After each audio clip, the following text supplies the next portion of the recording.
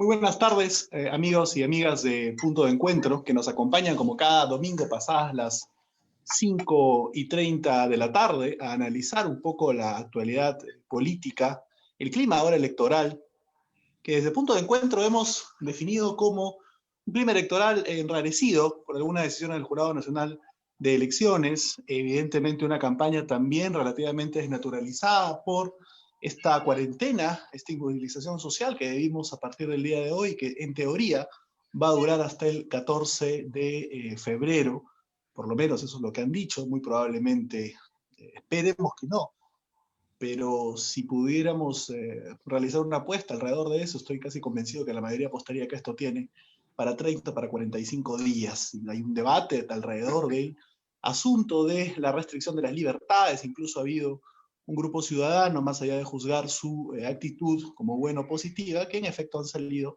a reclamar por este encierro el día de ayer.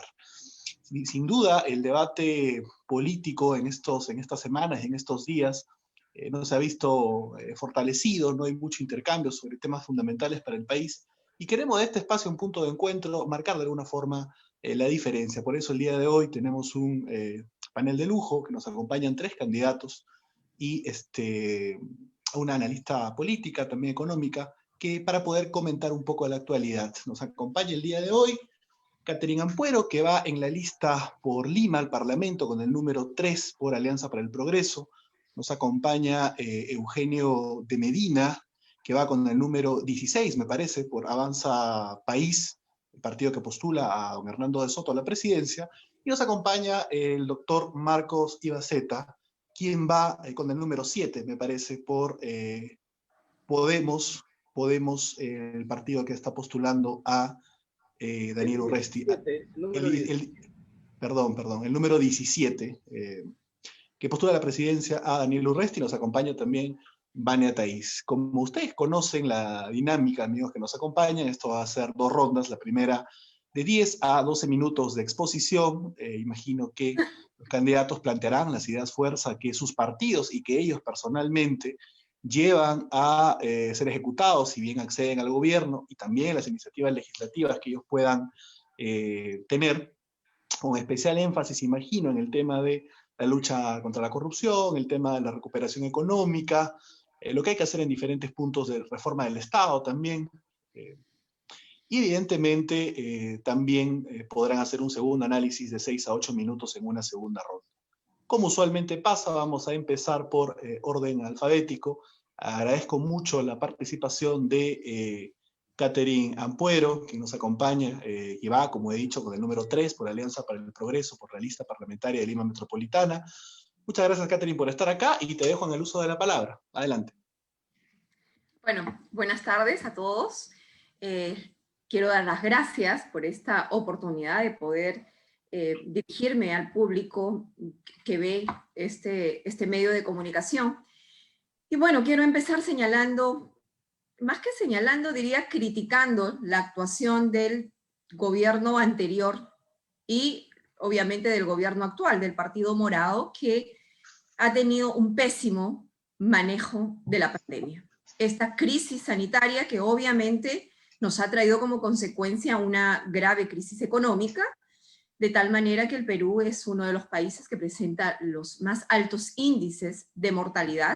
Han demostrado una incapacidad para poder controlar los contagios y una incapacidad para poder atender a tantas personas que se ven, digamos, agraviadas, se han visto contagiadas con el virus del COVID-19. Pero junto con esta pandemia, junto con esta crisis sanitaria, también se ha ahondado más la crisis que la padecemos hace muchísimo tiempo, que es la pandemia de la corrupción, que nos acompaña hace muchísimos años. Pero en esta etapa de emergencia sanitaria, hemos visto que los hechos de corrupción se han ahondado aún muchísimo más. ¿Y por qué?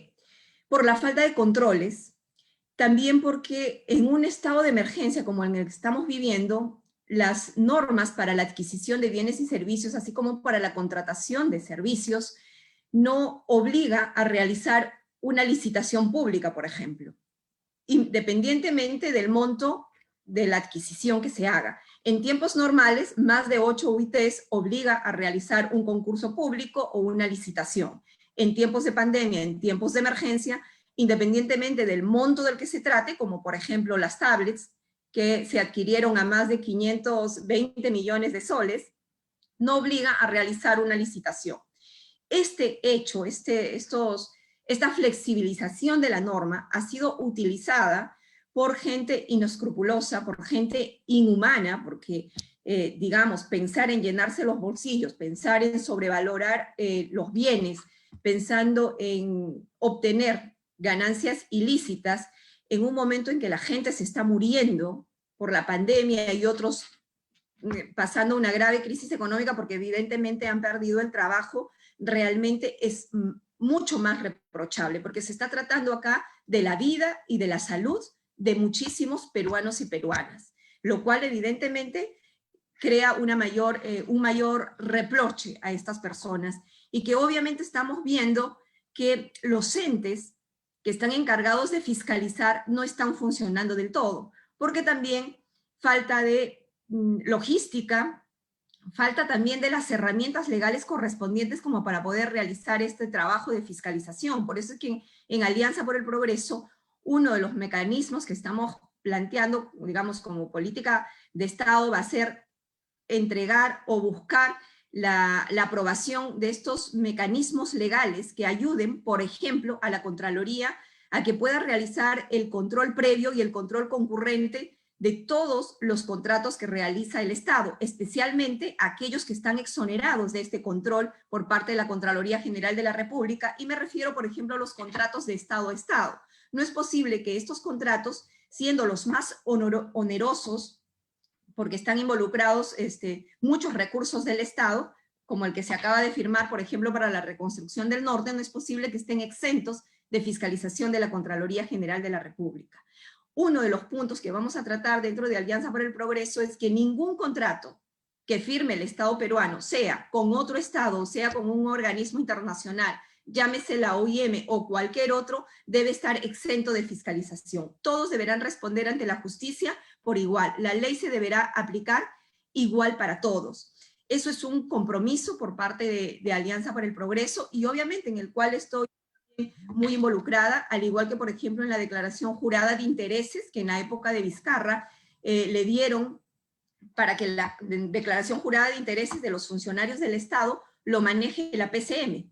Pero nosotros consideramos que esto lo debe manejar un ente totalmente constitucional y autónomo, como lo es la Contraloría General de la República, porque que lo maneje la PCM se presta que pueda ser utilizado de manera política. Pero para que realmente funcione y todos los funcionarios cumplan con llenar esta hoja de intereses, esta declaración jurada de intereses, debe establecerse también las sanciones correspondientes, porque si no hay sanciones para el funcionario que la incumple, va a ser letra muerta, como lo estamos viendo en muchos de los casos. Entonces eso también es un compromiso de Alianza para el Progreso, porque nosotros apuntamos a un tema de transparencia dentro de la administración pública, porque si realmente estamos hablando de una verdadera lucha contra la corrupción, que pase más allá de un simple eslogan que suena bonito, y más todavía en campañas electorales, tenemos que apostar por la transparencia, y transparencia en todas las instituciones del Estado.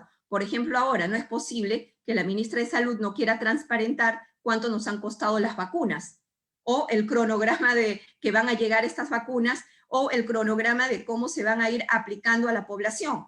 Eso es falta de transparencia, y la falta de transparencia genera corrupción dentro de la administración pública. Así que esos van a ser algunos de los mecanismos que vamos a implementar de llegar al gobierno dentro de Alianza por el Progreso, y obviamente si yo también, independientemente de Alianza por el Progreso, llegue a ser gobierno, si yo llego a ser congresista, también pienso impulsar dentro del Congreso de la República este tipo de herramientas legales para que todas las instituciones que están destinadas o tienen función a realizar una acción de fiscalización o de control tengan las herramientas necesarias para hacerlo. Y en otros casos, ya no es un tema de normas, sino de personas. Son las personas las que están fallando dentro de las instituciones públicas. En ese sentido, también tener un trabajo coordinado, un trabajo conjunto, respetando obviamente la autonomía e independencia de las otras instituciones involucradas, como es el Poder Judicial, el Ministerio Público, las Procuradurías o la Policía Nacional del Perú.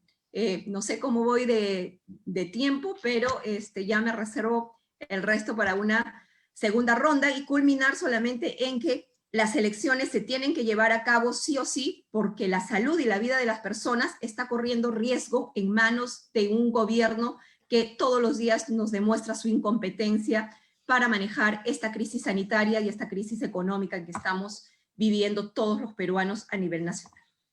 Catherine, en 10 segundos, estas cuestiones, esta pandemia de la corrupción, ¿tú crees que no meritaría en el próximo Parlamento una comisión de la verdad COVID para aclarar todas estas cuestiones, como lo han dicho algunos?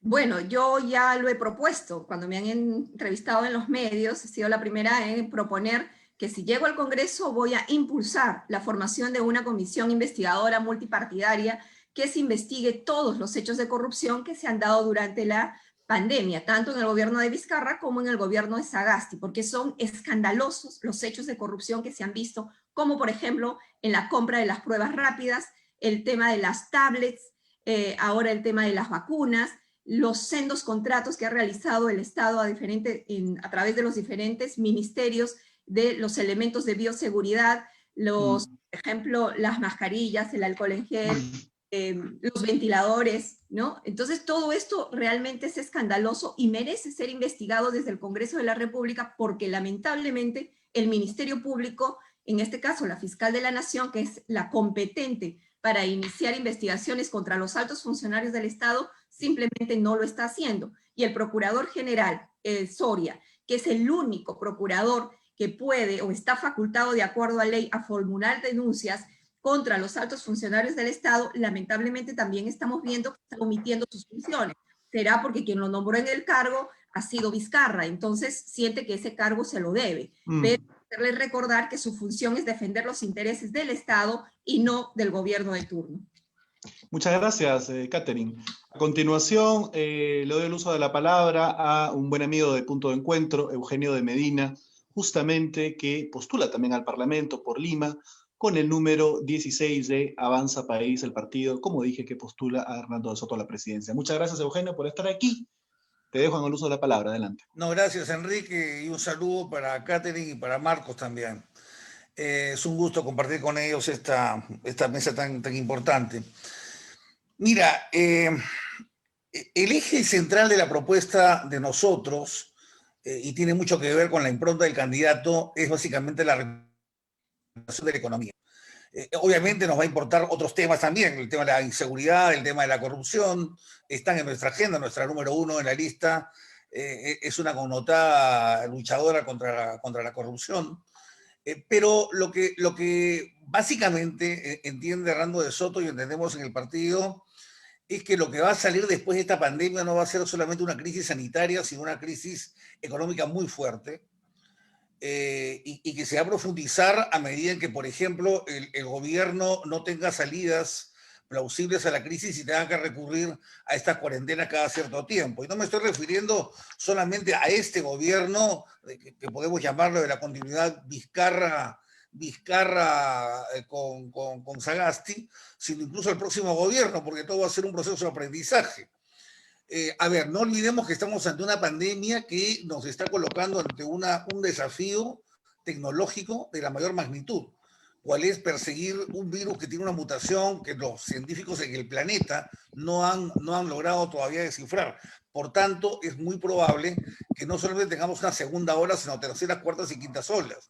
Si a cada una de esas olas vamos a ir respondiendo con cuarentenas, me temo que le vamos a tener unos 5 años restantes marcados por una crisis muy fuerte que se va a reflejar en desempleo, en déficit fiscal tremendos, con peligro de explotar hacia una inflación muy poderosa y naturalmente también con un endeudamiento externo tremendo. No olvidemos que ya a este minuto el Perú se acaba de endeudar por 100 años, ¿no es verdad?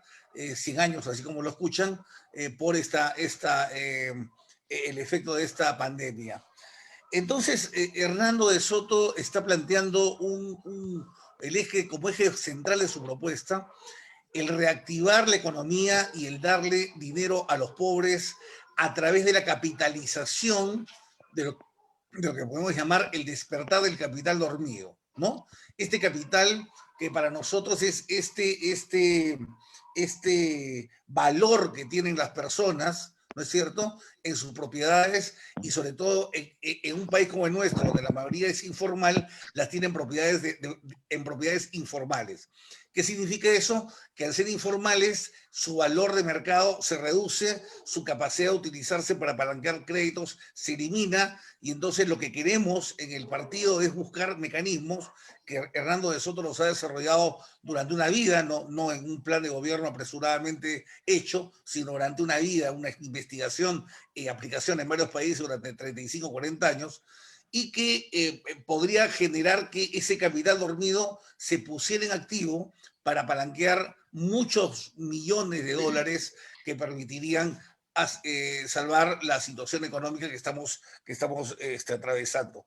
Para ello, en Avanza País creemos que es importante el devolver a la gente la capacidad también de expresar esas demandas que los aquejan en los diferentes territorios. Y eso ubica esta propuesta económica de Soto en el plano de algo que ha quedado dormido durante mucho tiempo, la famosa descentralización, ¿no? Que ha quedado casi en el papel y que lo único que sabemos de la descentralización casi son los casos de corrupción de alguno que otro presidente regional, ¿no? Pero que en realidad tiene mucho más que ver con el tema de desarrollar polos económicos, con el tema de desarrollar espacios regionales reales, no lo que tenemos ahora, que son espacios departamentales provisorios, y generar una dinámica económica mucho más territorialmente dispersa y no siempre concentrada en una Lima que viene pagando los estragos de la centralización, ¿no?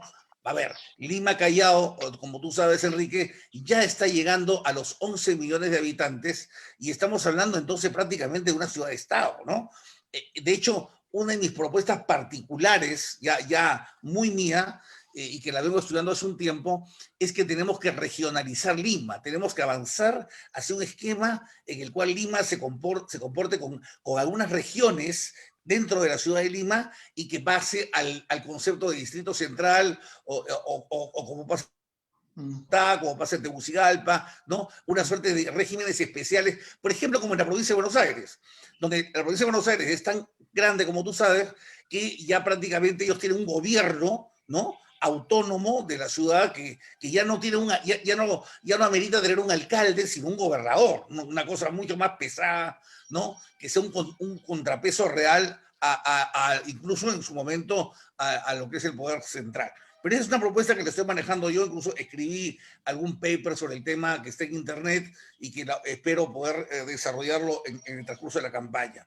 Y el otro eje, naturalmente, tiene que ver con algo que coadyuve a todo este propósito. El Estado tiene que ser más amigable y eso pasa directamente por un Estado mucho más esbelto, ¿no? No me gusta decir más pequeño porque creo que no es un tema de pequeño, es un tema de quitar donde está sobrando el peso y aumentar donde está faltando. Y yo creo que tenemos, por ejemplo, que tener un Estado mucho más expeditivo. Ahora hemos vuelto, como cualquiera de nosotros que va a cualquier ministerio, hemos vuelto a los mares de oficinas, ¿no? En los ministerios que habían hasta antes de los años 90, ¿no es verdad?, donde encontramos que cada trámite pues tiene que tener, cada papelón tiene que tener 10 trámites y 10 firmas porque hay que darle empleo a 10 personas, ¿no? Y el Estado no puede ser una agencia de empleos. Eso creo que lo habíamos ya procesado y de pronto lo hemos ido olvidando en el camino cuando otros han estado llegando al Estado. Hay que hacer reformas profundas del Estado, hay que hacer una modernización profunda. Ahora con la pandemia hay que incorporar procesos automatizados para evitar que, por ejemplo, la gente tenga que hacer colas en RENIEC, Enrique. Es inhumano ver cómo en los conos de Lima tienes a gente pobre que tiene que hacer colas desde las 5 de la mañana para un DNI, cuando hoy en día te lo deberían dar de la manera virtual por esos aparatitos, ¿no es cierto? O sea, es absolutamente inhumano, ¿no? Generar esos problemas a la gente. Y así hay muchos trámites de tarjetas de propiedad, trámites de licencia de conducir, que se podrían manejar a nivel virtual. Y creo que tenemos que avanzar hacia eso. Luego, el otro eje de la propuesta de Soto complementario es el de la seguridad ciudadana. Hernando está hiper convencido, y por eso ha llamado a gente como Marco Miyashiro a que sea uno de los principales valores del tema, convencido de que no puede haber resurgimiento de la economía sin orden y ley en el Perú, ¿no? Eso lo tenemos absolutamente claro.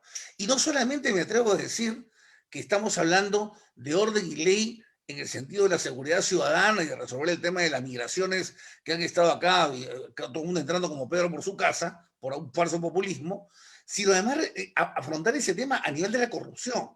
Y ahí me ha dado mucho gusto escuchar lo que ha hecho la doctora Ampuero respecto a los contratos G2G, los gobierno a gobierno. Tiene toda la razón. Son encapsulamientos, ¿no es cierto?, donde decimos se lo damos a los ingresos. Ahora estamos por darle a los coreanos, creo, un hospital o un par de hospitales en el Callao, ¿no es cierto? Y después nadie sabe pues, qué pasó, si costó, no costó, porque se suponía que nos sobraba la plata, ¿no? Ya no nos sobra tanto ahora, si es que nos está sobrando. En realidad, en economía nunca sobra nada. Pero bueno, la cosa es que se despilfarran esos dineros de esa manera.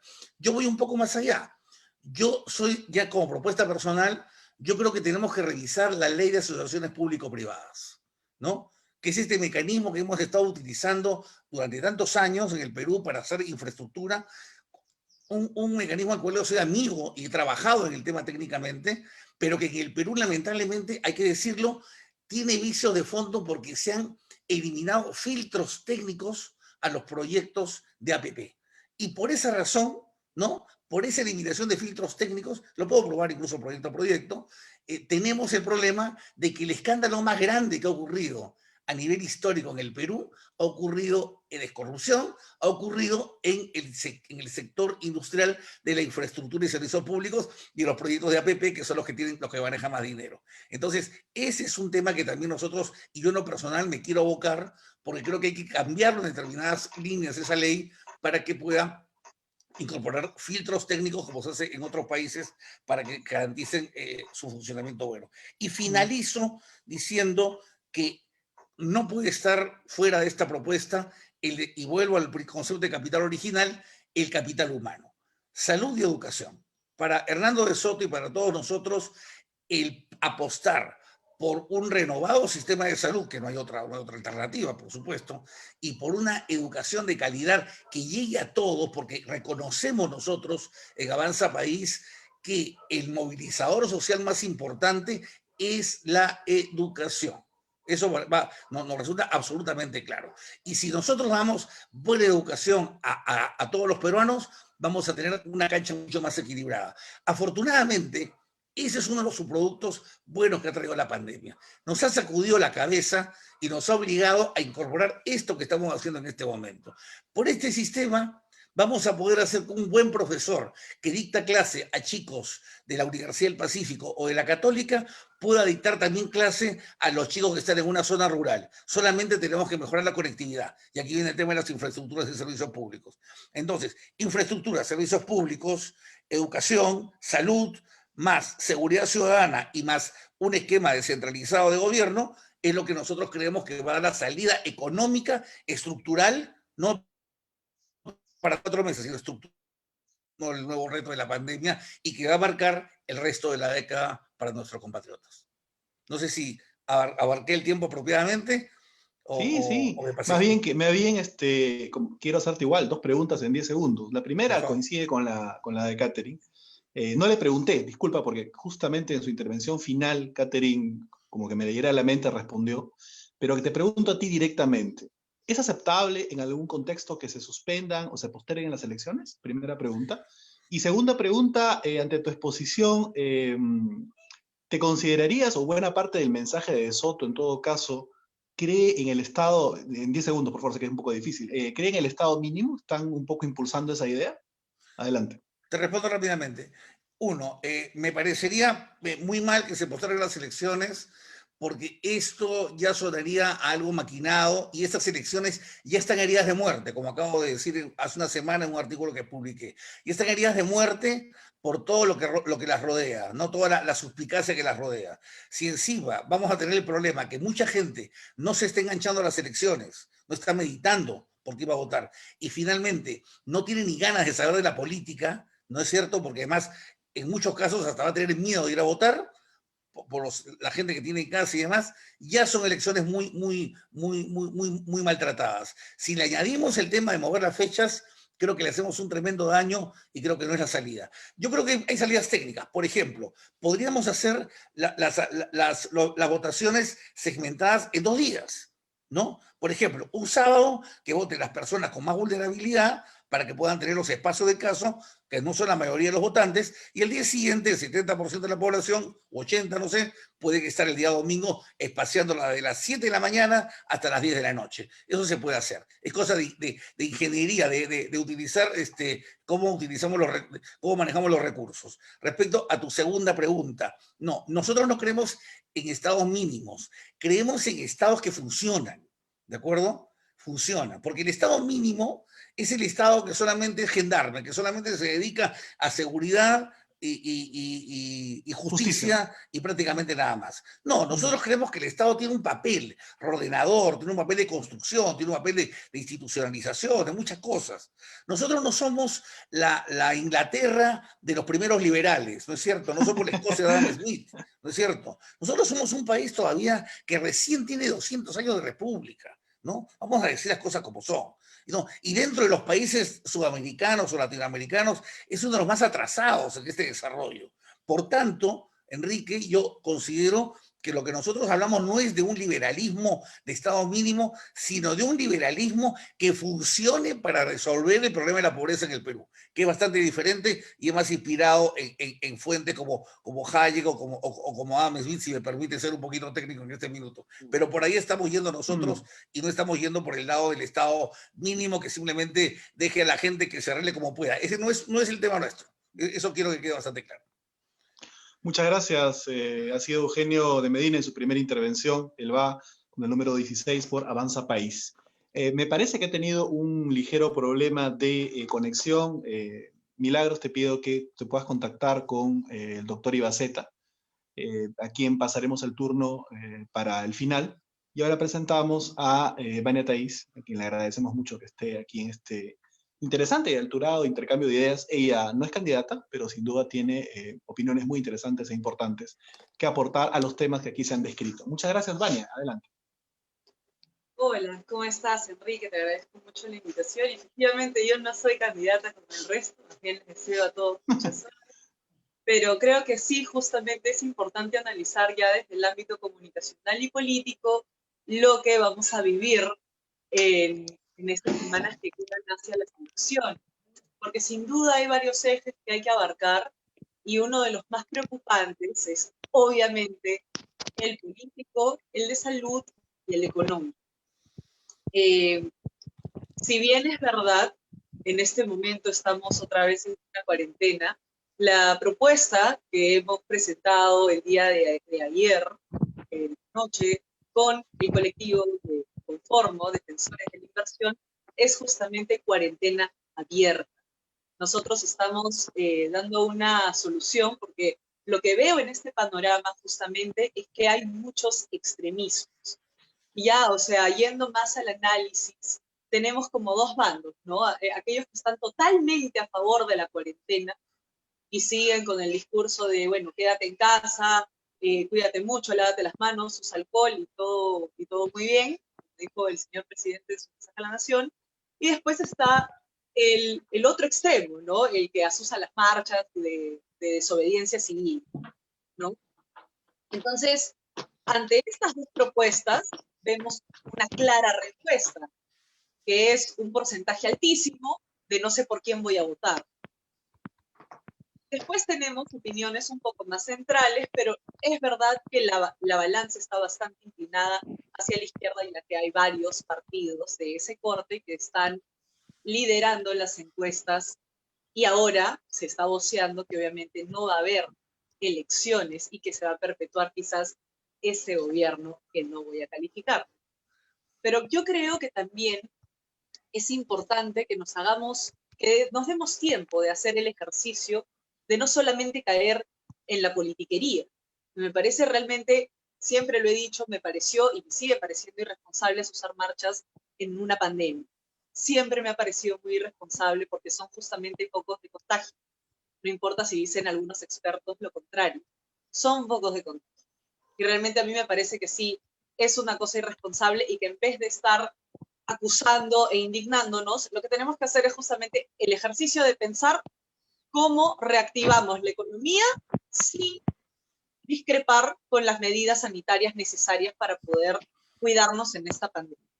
Entonces, si bien es verdad, yo tengo un punto de encuentro con el doctor Eugenio de Medina, porque justamente creo que el sistema de salud no es necesario que lo ampliemos así a la mala, hacemos 10.000 hospitales mañana y todo bien. Yo creo que esa no va a ser necesariamente la solución, sino eficientizar procesos. Uno de los más grandes problemas que tiene el Estado como Estado es los niveles terribles de burocracia, ¿no? Y esto atañe a muchos sectores, no solamente esa salud, también esa seguridad, también ataña a lo que es la formalización de los pequeños y medianos empresarios. Entonces yo creo que el próximo gobierno, el que venga, primero tiene que obviamente tener un eficiente plan contra la pandemia. Y eso implica, obviamente, ampliar el tema de los hospitales, eficientizar la atención en los hospitales y clínicas, permitir que siga existiendo armonía entre la salud pública y la salud privada, porque ambas pueden salvar vidas, y eso es lo importante. No se trata, insisto, de extremos. Los extremos creo que no van a ayudar a nadie. Y creo que se tiene que centrar mucho también en lo que es la formalización. En realidad la economía, que ahorita está muy, muy, muy golpeada, y como dice el señor Eugenio de Medina, vamos a estar endeudados por muchísimo, muchísimo tiempo. Entonces, una forma eficiente de hacer crecer la economía es justamente apoyando la formalización, no dándole tantas trabas a las personas para poder formalizar sus negocios. La economía va a salir adelante con todos juntos. Y si el emprendedor se encuentra con 1, 2, 10 trabas para poder generar ingresos y pagar impuestos y estar en regla, no se va a poder. No podemos tener en el gobierno que viene a un gobierno contra la inversión y contra la Constitución. No se puede. Eso solamente crearía una crisis que se va a ampliar por muchísimo, muchísimo tiempo más. Entonces, yo creo que es importante que en este momento nos demos cuenta que el Perú completo es una crisis. Y que si queremos salir de esa crisis, tenemos que avanzar y no estar parando y gastando tiempo y energía en populismo. Y ahí viene justamente el siguiente tema que quiero abordar. El populismo es un problema gigante que estamos viviendo en estas campañas electorales. O sea, yo de verdad llamaría a todos los partidos políticos a que dejen de lado quizás un poco el ego y pensemos de manera solidaria en soluciones tangibles que podamos cumplir en el corto, mediano y largo plazo, y que no haya populismo en estas elecciones. La verdad que es algo que definitivamente va a hacerle mucho daño al país, y no podemos vivir tampoco en una época de desinformación tan fuerte en la que, por ejemplo, los medios invisibilicen unas marchas y visibilicen otras. Yo lo que creo es que en ambas marchas ha habido muchas intenciones, pero una definitivamente ha tenido mucha más cobertura que la otra, ¿no? Entonces, ya, es verdad, en todas han habido extremos, extremistas y personas que obviamente han salido a marchar a la mala, pero también, y sobre todo en esta segunda marcha, ha habido un reclamo popular. Ha habido un reclamo popular de el toque de quiebra me va a matar. Y creo que es algo que no se puede invisibilizar. Así como la indignación popular de la primera marcha no se podía invisibilizar, creo que también es importante que tengamos en cuenta que en esta segunda marcha han salido familias completas en desesperación porque lo van a perder todo en 15 días. y que no podemos ser indiferentes a eso. No se trata simplemente de dar bonos, sino de dar facilidades para que la gente trabaje. Y por eso el gobierno y el gobierno que venga tienen que generar esfuerzos conjuntos, tienen que pensar en esfuerzos conjuntos para justamente reactivar la economía en el corto plazo sin descuidar la salud de las personas.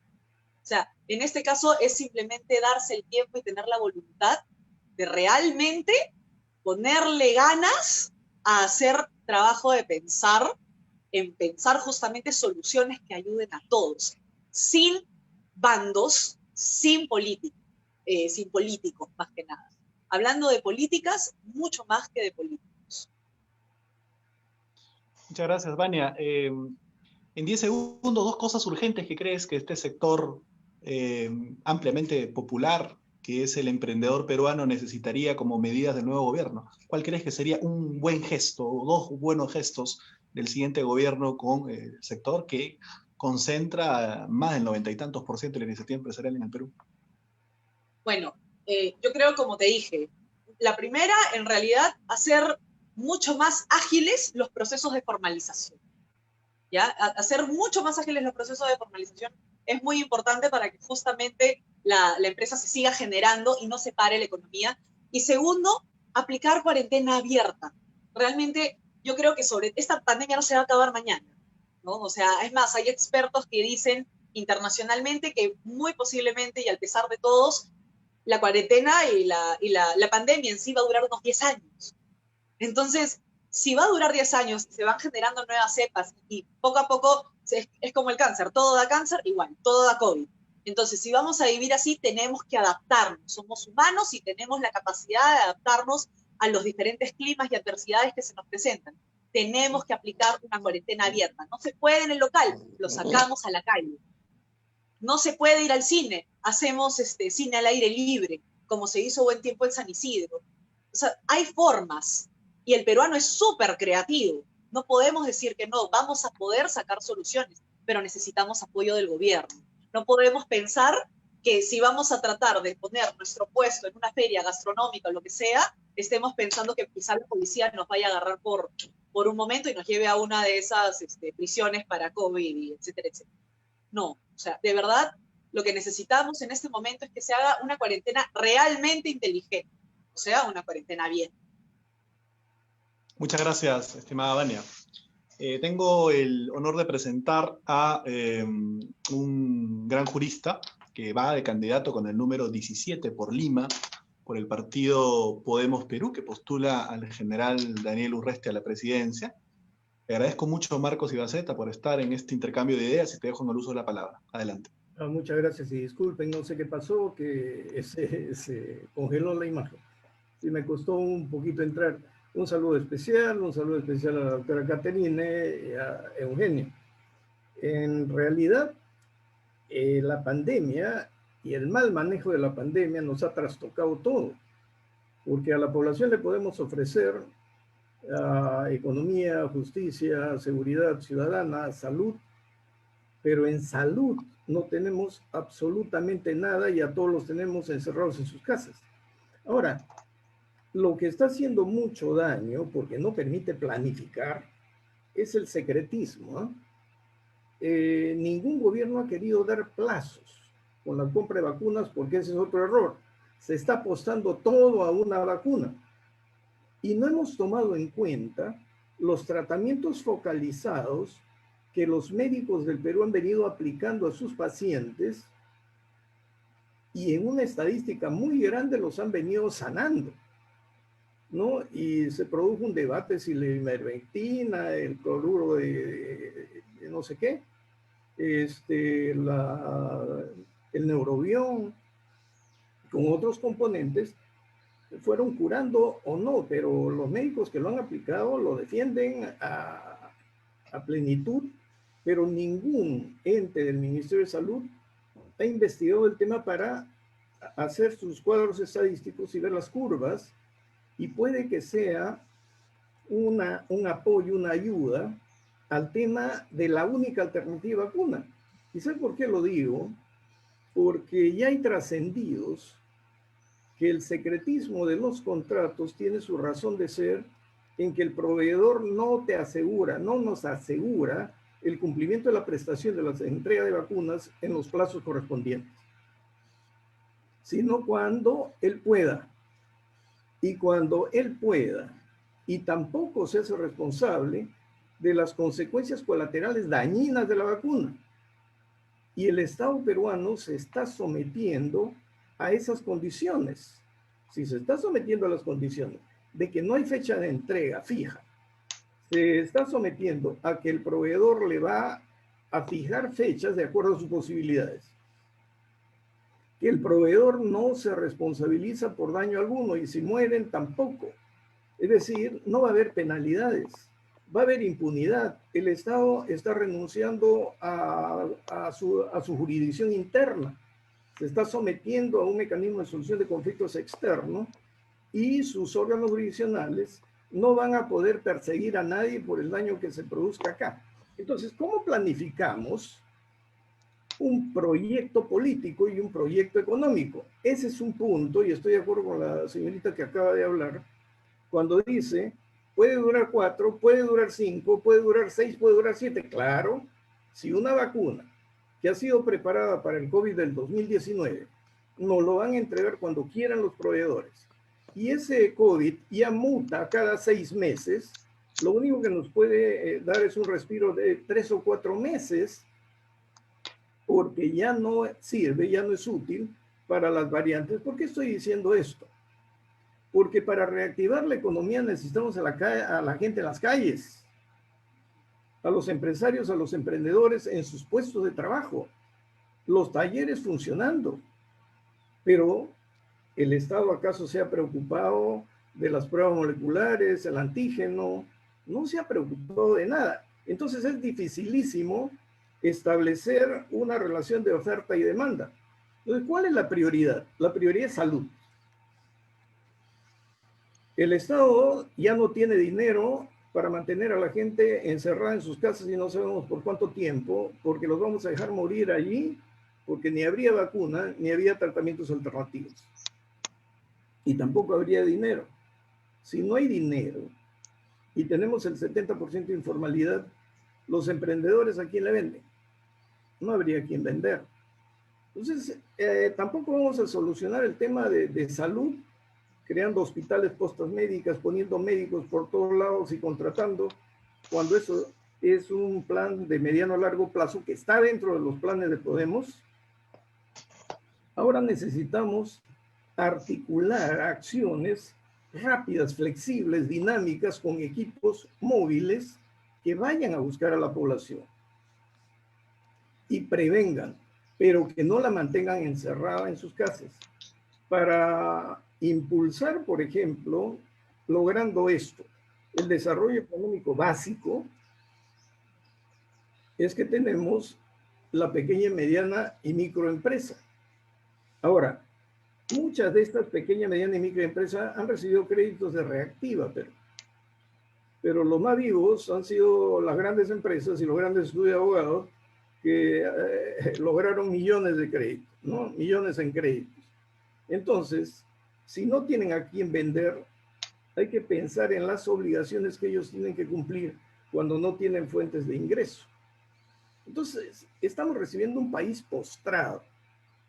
Lo primero que tenemos que hacer es potenciar a esta gente, sacarlas a las calles y que las autoridades establezcan parámetros de ordenamientos, porque recién al final se dieron cuenta que no basta con tenernos dentro de la casa si no se acomoda la parte exterior de la vivienda en las ciudades. Pero aquí viene un tema. Yo no estoy muy de acuerdo cuando Eugenio dice que si han funcionado mal el gobierno central y lo ha concentrado en Lima, entonces los gobiernos regionales y locales han funcionado peor, y que el proceso de descentralización y regionalización abarcan departamentos. Hay que crear zonas geográficas específicas de acción estatal, de acción económica, con una, qué sé yo, masa social homogénea. ¿Y saben por qué? porque estaríamos desmembrando al Estado. Lo que nosotros no hemos tenido, y eso queremos en Podemos, es establecer la posibilidad, de acuerdo con todas las bancadas, de generar políticas de Estado, pero hacer las modificaciones normativas para que si surge en Lima el gobierno central, la ejecución abarque gobiernos regionales, gobiernos locales, y haya una línea de acción perfectamente visible y controlable, porque cuanto más abres el espectro, más difícil es el control, más costoso es el control y más fácil es la impunidad. Entonces, la apuesta de Podemos es la institucionalización del país. Si nosotros decimos no sirven las regiones, no sirven los gobiernos locales y todos están llenos de ladrones, están llenos de ladrones porque tienen el arca abierta y sin controles. Y aquí sí coincido con la doctora Catherine, con quien hemos tenido una conversación anterior sobre que hay que fortalecer la acción de la Contraloría en los puntos de control previo y concurrente, y el previo, fundamentalmente, revisando ese tema de los inspectores que están dentro de cada entidad pública y por qué su presencia es inútil para la Contraloría en el factor previo y concurrente. Cuando ya tenemos la tecnología suficiente para que todos los procesos se vuelvan transparentes, no solamente interpoderes, sino para toda la población. Yo no creo en que los contratos dentro del concepto del ámbito de la cooperación internacional y ahora de Estado a Estado sea la gran solución, la gran maravilla, porque tengo experiencia en eso desde los 80, fines de los 80, cuando todo el mundo creía que cuando se contrataba con, qué sé yo, USAID o PNUD, ahora no sé quién está. Todos decían que era plata del extranjero y no era plata del extranjero, sino eran entes que venían de Naciones Unidas y de otras entidades que recibían el monto del proyecto que el Estado quería desarrollar, pero era plata del Estado, y cobraban un 3% para administrar el proyecto aplicando gastos. ¿Y quiénes ganaban las licitaciones? Los amigos de los jefes de esas unidades cooperantes. Y para no irme tan lejos, tenemos un problema con la IRSA Norte ahora, porque para los estudios técnicos y la determinación del pago por mantenimiento y el pago por obras anual, eso lo hizo una empresa extranjera contratada por USAID porque había un convenio con USAID de Estado y USAID. Bueno, han involucrado como presuntos delincuentes a los funcionarios de Proinversión porque dijeron ellos son los culpables de la fijación del pago y del PAMO que incluyen doble pago, y no le han tomado la declaración ni a ningún funcionario de USAID y a ningún funcionario de Chemical, que es la empresa que desarrolló este asunto, y lo aprobó un economista dentro de Proinversión siguiendo el procedimiento. Entonces, si nosotros nos vamos a entregar sin controles, estamos perdidos. Ahora, sí estoy de acuerdo en una revolución educativa, pero no pensando de secundaria a universidad, que ya llegan con serias deficiencias. Tenemos que reformular el sílabo, la currícula y el sílabo en la primaria. A nuestros pequeñitos les tenemos que meter otra mentalidad, otra calidad, y que nos salgan bilingües, trilingües, porque el sustento de una economía es la capacidad de nuestra gente para ser generadores de riqueza y potenciar no solamente sus conocimientos, sino sus proyectos de vida y sus empresas, siendo creativos. Si logran una empresa, la multiplican por 10 cuando tienen los conocimientos necesarios. Y el Estado peruano, sus mejores alumnos, debería mandarlos al exterior a estudiar y cuidar. No nos hemos preocupado de la inicial y la primaria. Ahora, en salud, nosotros queremos grupos itinerantes. No vamos a poder poner posta médica en los hospitales, pero sí tiene que haber equipos de médicos y de enfermeros a quienes se les pague, pues, no se les despida y se les entrene y se desarme todo y tengamos que esperar una tercera, cuarta ola. Tiene que moverse por todo el Perú. Y las zonas periféricas de Lima también tienen que ser visitadas. Y en cuestiones de alimentación, hay que establecer otra vez lo que nos valió en los 80, trabajar con las organizaciones de base social para que por cuadras se organicen ollas comunes, clubes de madres. Necesitamos en este momento unirnos con el pueblo para que la organización del pueblo nos ayude a soportar este embate, salir, pero sin descuidar el desarrollo macroeconómico, pero no divorciado de un desarrollo microeconómico. En este momento, nuestro problema es la microeconomía, porque tenemos a nuestra gente encerrada y quebrada a nuestra micro, pequeña y mediana empresa. No sé si me estoy pasando del tiempo. Sí, vaya concluyendo, por favor. Sí, lo voy a dejar ahí. Ok, perfecto. Entonces arrancamos sin más la segunda ronda. Recuerden que esta es un poco más corta para aterrizar conceptos finales. Catherine Ampuero, tus reflexiones finales. Adelante. Estás con el micro apagado. Tienes razón, Enrique.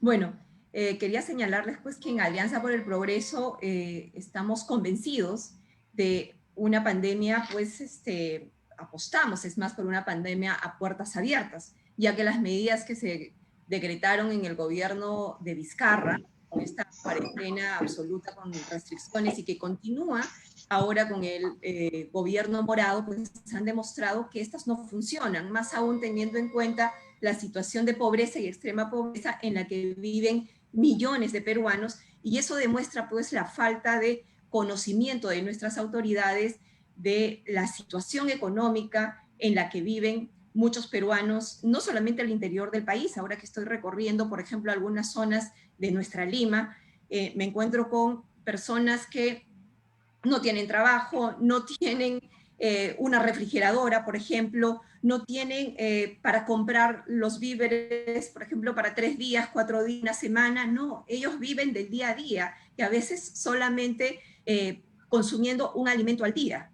Para eso es muy importante que obviamente se pueda apoyar a los comedores populares, a los vasos de leche, que ellos son los que finalmente se preocupan para que muchos de nuestros niños, muchos hombres y mujeres por lo menos ingieran un alimento al día. Por otro lado, si bien es cierto, muchos de los que han participado el día de hoy han demostrado, mejor dicho, la grave crisis económica con la que venimos pasando en el país a esta pandemia de la COVID-19, y eso demuestra pues que el país ya no está para experimentos, ya no está para principiantes, sino estamos para personas que ya han demostrado una capacidad de gestión, que tienen experiencia, no solamente en el ámbito de la administración pública, sino también en el ámbito privado. Es por eso que yo he aceptado esta invitación para Alianza por el Progreso, porque el candidato presidencial César Acuña no solo ha demostrado una gran capacidad de gestor, dentro de todos los candidatos presidenciales considero que es el mejor gestor. Lo ha demostrado en su experiencia en la administración pública, ha sido 2 veces alcalde de Trujillo, ha sido 1 vez gobernador regional, ha sido 2 veces congresista, y nadie puede negar que en el ámbito privado es un gran empresario, ¿no? Un candidato presidencial que da trabajo aproximadamente a 10.000 familias y paga aproximadamente al año 100 millones de soles de impuestos. Creo que ningún candidato presidencial tiene esas características, y como vuelvo a repetir, la crisis económica en la que estamos todos en el país, ya no estamos para experimentados. No, ya no queremos más principiantes, alguien que sin capacidad de gestión entre a tomar las riendas del país. Es por eso que yo más que todo invoco a la ciudadanía a tener un voto informado, porque este 11 de abril no solamente tienen la oportunidad, sino la gran responsabilidad de votar por gente con experiencia dentro de la administración pública, por gente que conoce la realidad del país, por gente que conoce la necesidad del pueblo, por gente honesta, por gente que no tenemos procesos o investigaciones por corrupción y que realmente queremos seguir sirviendo al país, ya sea en nuestros casos, porque es de las 3 personas que estamos invitadas el día de hoy, de la República. Así que siempre mi pedido va a estar en ese sentido y hacerles recordar de que cuando yo acepté esta invitación para Alianza para el Progreso, verifiqué que César Acuña Peralta no tenga investigaciones ni procesos por corrupción de funcionarios, pese a todos los cargos dentro de la administración pública por elección popular a la que él ha tenido acceso. En ese sentido, yo vuelvo a recargar que es una obligación ahora de los medios de comunicación el poder informar a la ciudadanía acerca de estas propuestas. Por eso yo quiero felicitarles por este programa y que nos den la oportunidad a personas que estamos postulando en estas elecciones al 2021, el poder dar a conocer a los ciudadanos nuestras propuestas, el permitirnos que ellos también nos conozcan, porque definitivamente hay muchos sectores de la población que no conocen a los candidatos, no saben de nosotros, y estos son los medios para poder cambiar eso. Yo creo que también es una gran oportunidad para decir basta, ya no queremos seguir con un país en donde los 6 últimos expresidentes de la República están siendo investigados, están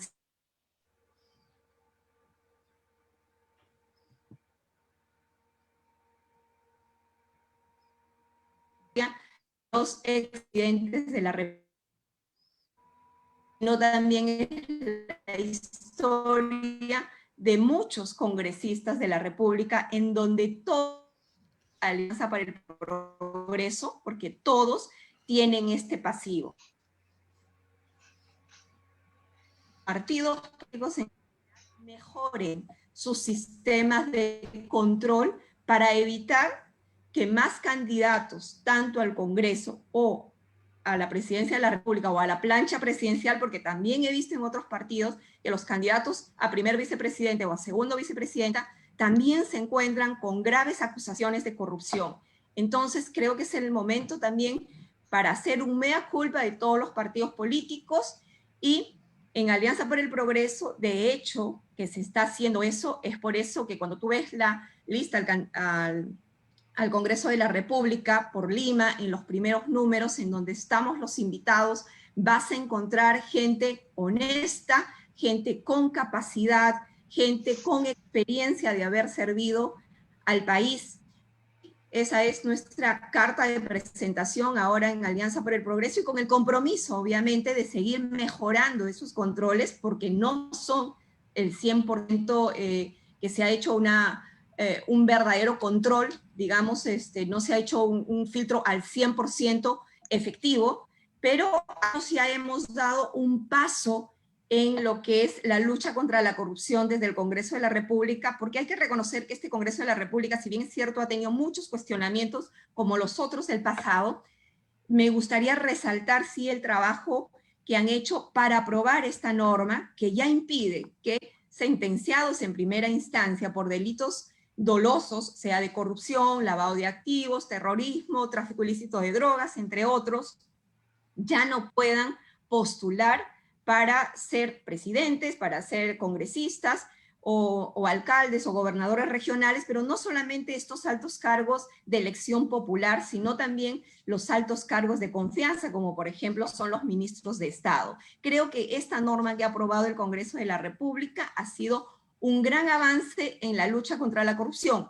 ¿Faltan más? Por supuesto que faltan más, como por ejemplo que ya se aprobó en primera instancia el tema de la inmunidad, que yo sé que hay muchos que no están de acuerdo. Sin embargo, en los términos que ha sido aprobado dentro del Congreso de la República, yo sí lo comparto, estoy de acuerdo, porque no podemos permitir que personas que ya vienen con investigaciones en curso, que por cierto hay muchos ahora en estas elecciones, tanto candidatos presidenciales como candidatos al Congreso, que pues quieran llegar al Congreso de la República para tener inmunidad y no responder ante la justicia por esos graves hechos de corrupción que en este momento pesan en su contra. Entonces creo que el Congreso de la República, ojalá que lo apruebe en una segunda instancia, este tema de la inmunidad, ahora en la nueva legislatura, y de lo contrario será un trabajo que se deberá hacer en el nuevo Congreso de la República. Hay muchas normas todavía que mejorar, por supuesto, hay muchas normas que hay que ajustar, sí, pero esto de repente no es un tema, pero podemos ya ingresar al tema del debate, si ustedes quieren, el tema del cambio de constitución. Yo, por ejemplo, ahí no estoy de acuerdo, yo creo que sí, la constitución merece algunos ajustes, algunos cambios probablemente, pero hablar de cambio de constitución me parece demasiado prematuro y no estoy de acuerdo todavía en estos temas. Y ojalá que en el Congreso de la República también se tomen y se debatan otros temas que son espinosos y que muchas veces nadie quiere tocar, pero yo sí creo firmemente que debemos abrir los espacios para el debate y conversarlo y hablarlo y ser tolerantes con las opiniones de todas las personas, porque son temas que dividen a la ciudadanía, como por ejemplo hablar del aborto en casos de violación sexual, como por ejemplo hablar del matrimonio de personas del mismo sexo, como por ejemplo hablar del tema de la eutanasia, ¿no? A veces son temas que no quieren tocar porque saben que eso divide a la ciudadanía, pero en Alianza del Progreso somos conscientes de que son temas que se tienen que hablar y con la máxima tolerancia, sabiendo escuchar a todos los sectores de la sociedad y escucharlos con respeto. Porque eso muchas veces no estamos viendo en los partidos políticos, tienen una posición muy sesgada o muy extremistas en estos temas, como también en otros temas, si queremos hablar del tema económico, el tema, por ejemplo, de las inversiones mineras, ahí vemos que también hay posiciones muy extremas y creo yo firmemente también de que todo extremo es malo y que no debe haber temas que no estemos dispuestos a hablarlo, a debatirlo. No olvidemos que las leyes no están escritas en piedra. Las leyes cambian, las leyes tienen que estar acorde a las situaciones en las que vivimos en el país. En ese sentido, simplemente reiterar que Alianza por el Progreso tiene un verdadero gestor como candidato presidencial que probablemente no guste a muchos porque es, como muchos dicen, es chato, de repente tiene rasgos serranos y pues de repente no sabe hablar bien, pero en la cancha ha demostrado que es un excelente gestor, tanto en el ámbito público como en el ámbito privado.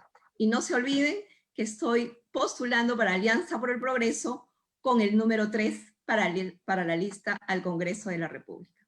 Gracias. Pregunta política en 10 segundos, nada más, Catherine. Sí. En tu opinión personal, ¿ha sido una agresión política la intervención que sufrió Acuña en Piura, premeditada de parte del gobierno, o crees que fue una casualidad? Yo creo que en política no existen casualidades, no lo digo yo.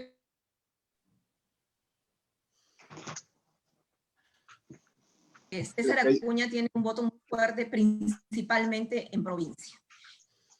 La gente hace pues de que Alianza por el Progreso esté subiendo en las encuestas, así lo ha demostrado las encuestas de CPI, y es lo que quieren evitar, que el voto duro, el voto que se identifica con Alianza por el Progreso, porque es un partido del pueblo, ellos quieren impedir que César Acuña llegue a la población, llegue con sus propuestas, que César Acuña los pueda escuchar en todos sus reclamos, en todas sus boicotear esta campaña territorial que se está haciendo dentro del partido de Alianza por el Progreso. Muchas gracias. Ha sido Catherine Ampuero quien va por la lista de Alianza para el Progreso, César Acuña por Lima Metropolitana, con el número 3. Adelante para su última intervención, Eugenio de Medina, que va con el 16 de Avanza País, el partido de Hernando de Soto. Adelante, Eugenio. Bueno, me ha sorprendido un poco el comentario de Catherine, porque por lo menos para mí el señor Acuña tiene el mayor respeto y nunca se me ocurrió verlo como ya lo he descrito, ¿no? Aunque sí reconozco que eso precisamente corresponde a una visión centralista cultural que tenemos en el Perú, ¿no?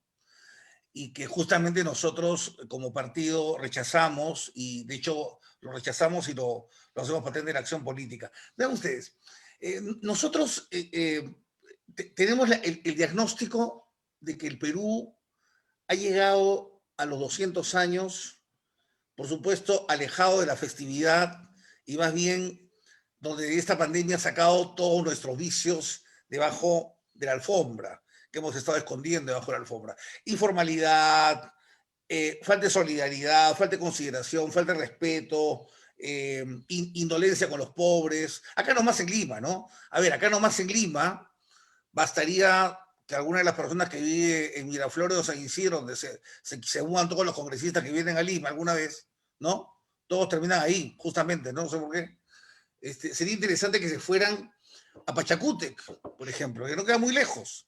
1 hora y media de Lima sin tráfico, en hora que no es punta, ¿sí?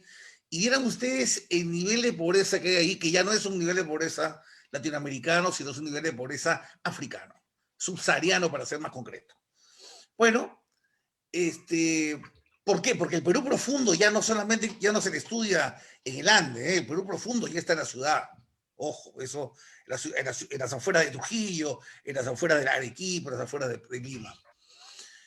Entonces, nosotros creemos que el Estado peruano es un Estado fallido, es un Estado que ha fracasado. Ha fracasado, o sea, en el Perú no ha fracasado el modelo económico, ha fracasado el Estado, el modelo de Estado que tenemos. Y lo que nosotros estamos pensando no es una propuesta solamente para salir de esta crisis o para generar bases para los 10 años que vienen de una posible pandemia. Nosotros queremos cambiar el Estado peruano, cambiar el Perú estructuralmente. Esa es la oferta de De Soto, ¿de acuerdo? O sea, De Soto no va a tener una segunda oportunidad ni está buscando una reelección, por cuestiones de edad no lo va a hacer, ¿no? Pero lo que algunas personas que hemos seguido su trabajo intelectual de pensar el Perú 35, 40 años a nivel profundo, ¿no? Porque para haber escrito lo que él ha escrito hay que recorrer mucho campo y no solamente en Perú, sino fuera en el extranjero, experiencia que estoy seguro ningún otro respetable contendiente tiene. Sin embargo, esa experiencia le lleva a De Soto y nos lleva a nosotros a pensar que el Perú ya no es viable como está. Y cuando yo escucho que se quiere institucionalizar el país, por supuesto que nosotros queremos lo mismo. El problema es que acá se piensa que institucionalizar siempre tiene que ser desde la visión centralista de Lima, ¿no? O sea, implícitamente la gente en la provincia no sabe lo que quiere. De pronto aparece un César Acuña, ¿no? Que es un supermillonario, un hombre muy exitoso, un gran gestor, efectivamente, como dice Catherine Ampuero, que incluso viene a Lima y pone los negocios en Lima, ¿no es cierto? Y es reconocido en todo el Perú. O sea, hay fuerzas en el interior del Perú que están esperando simplemente su oportunidad para salir adelante. Y que muchas veces esa institucionalidad vertical, centralista de Lima, ¿no es cierto?, que Vargo en este momento reivindica, ¿no es cierto?, es la que nosotros no queremos para el Perú, ¿no es cierto?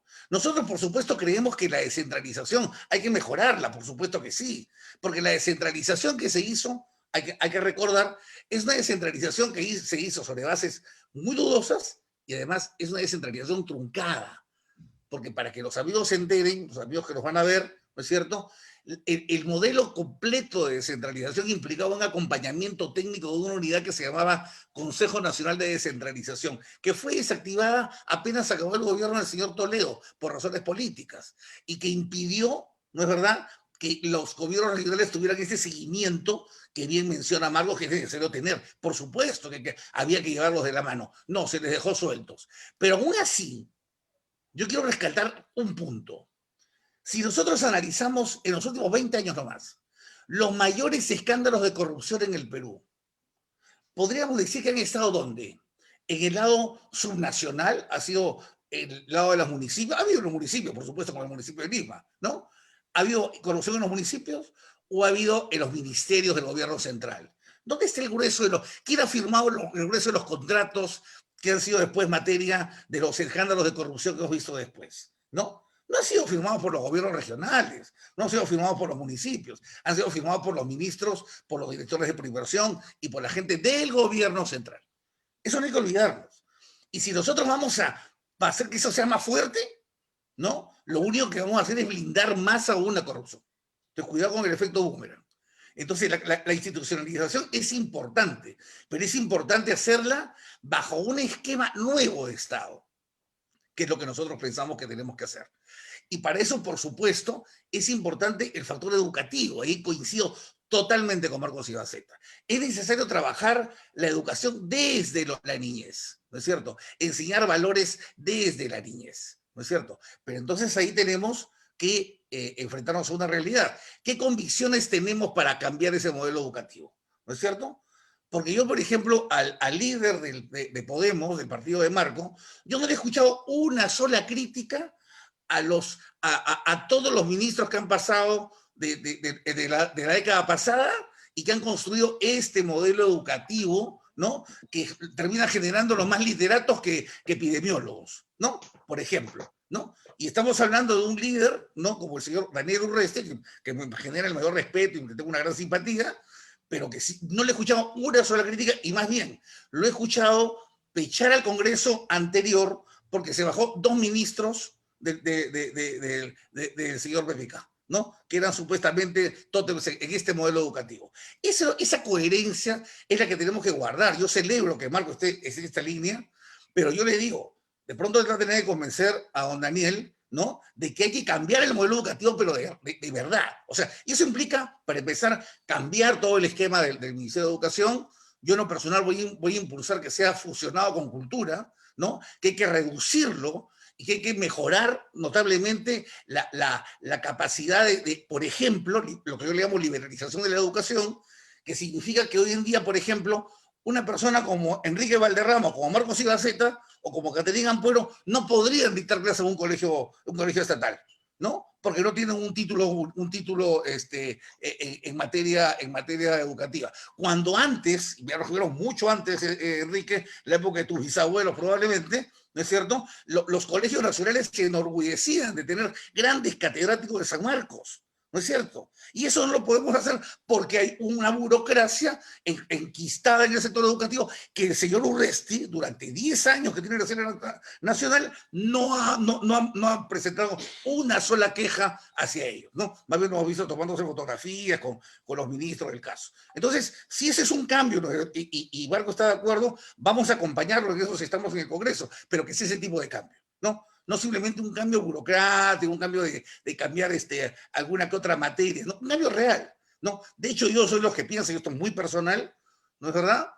Que me parece hasta muy largo el tiempo que pasan los alumnos en el colegio, ¿no? Yo creo que las universidades debieran captar a los chicos a los 14 años, ¿no es verdad? Para educarlos en un propedéutico de 1 año de acuerdo a las capacidades que quieren desarrollar. ¿Qué hace una persona que quiere una facultad de Derecho estudiando trigonometría, por favor, o geometría del espacio? Vamos, muchachos, ¿no? Cuando lo que tienen que saber es una aritmética exquisita, ¿no es cierto? Y una base algebraica determinada. ¿Qué hacen con álgebra vectorial? Por favor, alguien que va a antropología, Dios mío, por favor, ¿no? Entonces, ese tipo de cambios son los que a nosotros nos entusiasman, porque van a cambiar mentalidades y va a cambiar sobre todo la mentalidad de los nuevos peruanos respecto del Estado y respecto de la inversión privada también que Vania estaba mencionando, ¿no es verdad? No nos podemos meter la cabeza debajo del lodo, ¿no? Aquí en el Perú hay un odio visceral a la inversión privada, ¿no es cierto? Y cuando, sin embargo, la gente se le pregunta, ¿y el Estado te resolvió el problema del agua? No, no resolvió el problema del agua. ¿Y te resolvió el problema de la seguridad? No te resolvió el problema de la seguridad, ¿no? Pero ve tú a decir, a ver si hacemos una asociación público-privada para CEAPAL. No, no queremos en CEAPAL, no queremos en Piura. La gente se sigue muriendo de sed. Ahora que estamos con la política sanitaria, donde tenemos que hacer que la gente, y sale el presidente, decir, lávense las manos, hay gente que lo toma como decir, este tipo me está hablando, ¿qué cosa? Algo como un viaje a la luna. Yo no tengo agua todos los días. Yo tengo que lavarme todo el tiempo las manos, pero tengo agua con suerte una vez al día en distritos consolidados. Y en los no consolidados tienen que comprar el agua de las cisternas. Esa es la realidad que vivimos en el Perú profundo de Lima. Entonces, ¿cómo resolvemos, por ejemplo, eso? ¿No? Si no lo puede resolver el Estado, ¿en cuánto? ¿50 años? ¿60 años? Hagamos que la inversión privada entre ahí, ¿no? Y trabajemos, hagamos que mejoren los servicios públicos para más peruanos. Para que, por ejemplo, las mujeres, que son las más perjudicadas con este tema, no tengan que pasarse 4 horas al día viendo cómo consiguen agua, salvando el cerro, viendo cómo tienen que poner bonitos a sus hijos para que vayan al colegio y hacer maravillas con el agua potable cuando no las tienen. No, liberémosles tiempo, ¿no? Porque no son los hombres los que buscan el agua, son las mujeres las que van con su baldecito, con sus cuestiones a buscar el agua, ¿no? Y muchas de ellas hasta tienen problemas de salud porque lo hacen todos los días. No, todos los días. Un agua que además les resulta más cara. Esos son los cambios que a nosotros nos entusiasman. Y si eso pasa porque tenemos que mejorar las instituciones, por supuesto que tenemos que mejorar las instituciones, empezando por el Poder Judicial y siguiendo por la policía, ¿no? Por eso nosotros vamos inmediatamente a reempoderar a la policía. Nosotros creemos que la policía tiene que estar empoderada full, con el apoyo político necesario. ¿Por qué ha fracasado la cuarentena anterior en el Perú? Porque la gente hacía lo que quiere.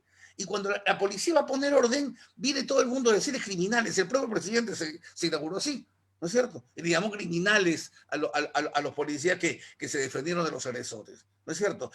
Esas son las cosas que tenemos que cambiar y que hay que tener el valor de decirlo en una campaña electoral, ¿no? Porque una campaña electoral no solamente es para ganar votos, una campaña electoral también es para dejar un mensaje.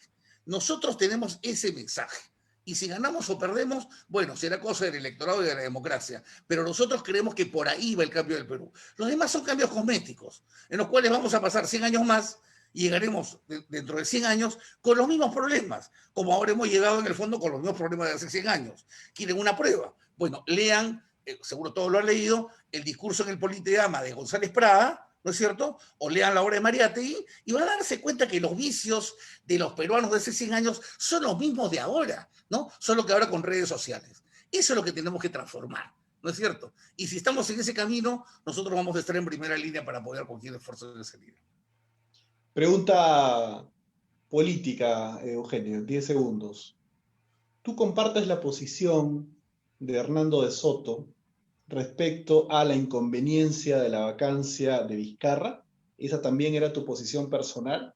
Y agregado a eso te pregunto, estas tachas contra Hernando de Soto, ¿crees que forman parte del establishment continuista o crees que son hechos aislados? Adelante. Respecto a tu primera pregunta, nosotros somos un partido, pero no somos un rebaño, ¿no es cierto? Y es más, Hernando y yo somos liberales, así que sabemos que nos guardamos el respeto como tales y sabe que nosotros respetamos las ideas, pero no tenemos que compartirlas. A mí me pareció absolutamente impecable la destitución de Vizcarra y si faltaban dudas para comprobar si el hombre tenía incapacidad moral, habrá que ver lo que ha hecho después, ¿no? Ya están saliendo alguna caricatura que dice que antes decía que había que distanciarse 2 metros, pero es el primero que abraza a la gente, ¿no? Es el primero que decía que había impunidad en el Congreso y es el primero que se apuntó a postularse para el Congreso para buscar impunidad. En fin, ya la sociedad, el electorado lo juzgará. Yo creo que estuvo absolutamente bien vacado y en eso no tengo ninguna duda. Y respecto a lo segundo, yo creo que hay algunas... no sé si el establishment estatal, pero Hernando ha cosechado muchas envidias en su tiempo, ¿no? Incluso de otros liberales, por cierto, hay que decirlo. Hay una pública disputa que él tuvo con otro muy, muy ilustre liberal peruano, ya hace muchos años. Y yo creo que muchas de esas cosas aparecen en una campaña. Sin embargo, me pareció francamente ridículo comenzar a pedirle pues certificado de bachillerato a Hernando de Soto, ¿no? Pero bueno, ya son cosas que yo la dejo en anécdota, ¿no? Me parece, hasta ahora me parece que no podemos decir que es el establishment, para responder tu pregunta, pero sí creemos que con el tiempo y conforme vayan acercándose las instancias decisivas de la campaña, vamos a encontrar cosas sorprendentes, probablemente como reacciones de ese deep state, llamémoslo así, a la peruana, que va a sentirse que la vamos a arremecer, porque nosotros vamos a arremecer el Estado, eso sin duda.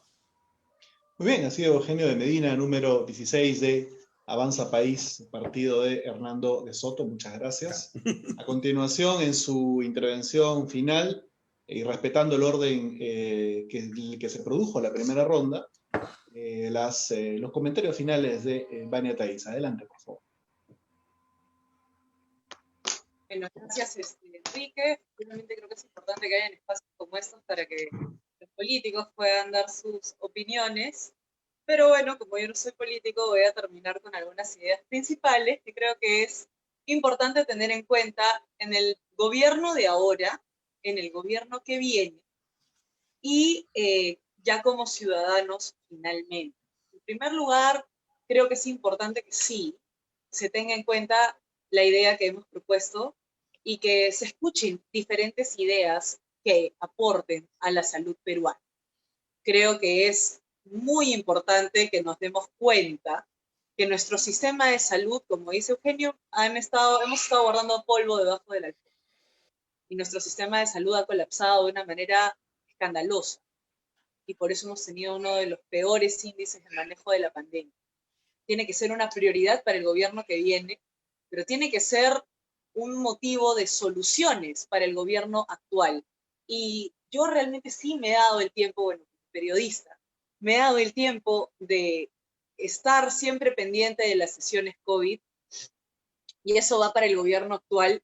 Creo que es importante que se transparenten efectivamente los costos, porque no debería ser un secreto. Sí es importante que los peruanos sepamos cuánto han costado esas vacunas, y entre todas las intervenciones he rescatado algo que me había olvidado de mencionar, y creo que lo mencionó el señor Marcos Ibaceta. Hay que tratar bien al personal de la salud.